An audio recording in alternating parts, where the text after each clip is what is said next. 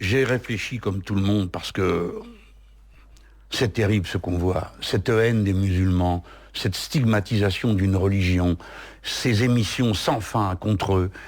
Voyez-vous, j'ai l'avantage d'avoir vécu une très grande partie de ma vie parmi des musulmans.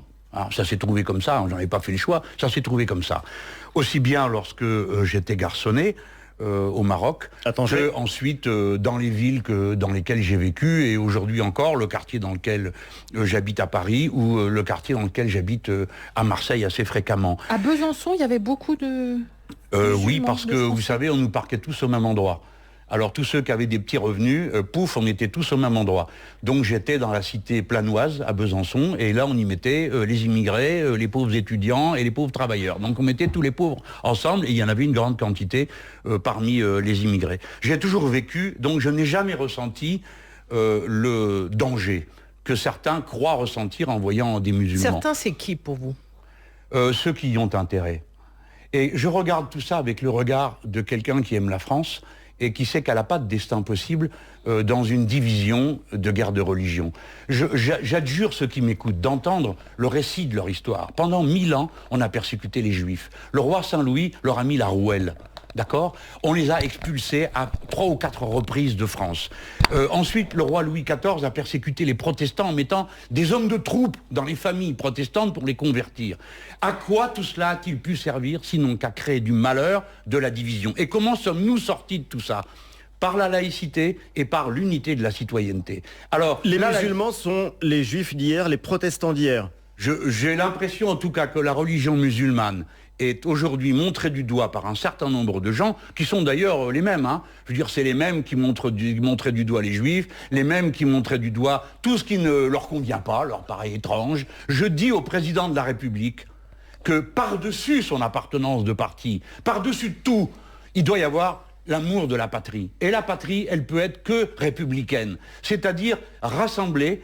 Et on ne doit pas montrer du doigt les gens d'une religion. Les 99,9% des musulmans, comme 99,9% des juifs, demandent qu'on leur foute la paix, qu'ils puissent pratiquer leur religion dans le secret de leur cœur. Et moi, je leur dis une seule chose, aimer la France comme je l'aime moi-même, parce que nous n'avons pas d'autre patrie. Nous ne pouvons pas partir, nous ne pouvons rien faire d'autre que d'aimer ce pays et essayer de le construire ensemble. Est-ce que la République a un problème avec la montée du communautarisme ou pas ? Et si oui, quels sont ces remèdes ? Madame Pressos, vous touchez juste.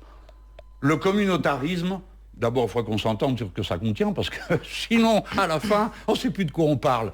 Le communautarisme a toujours été un problème par rapport à l'idée républicaine. Mais en même temps, on ne peut pas dire non plus que ça soit une menace. Regardez, le prétendu conseil soi-disant représentatif des Juifs de France, des institutions s'il vous plaît, pratique un communautarisme épais, violent et agressif, notamment contre moi, n'est-ce pas, jusqu'au point d'avoir encouragé des gens à me frapper dans une manifestation comme celle pour Madame Mireille Knoll. Est-ce que vous diriez que le CRIF menace l'unité de la République ? Non, il est bizarre, il est folklorique, il est ridicule plus d'une fois.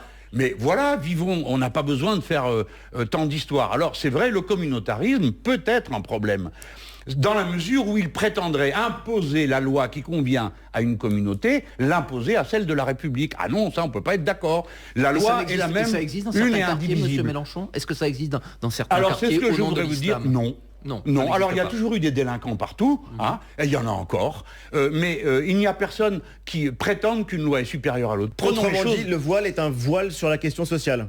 Totalement. Le problème dans notre pays, ce n'est pas le voile, ce sont les dividendes excessifs donnés aux actionnaires, c'est la richesse sans vergogne, c'est le mépris pour le peuple. Voilà les problèmes de ce pays.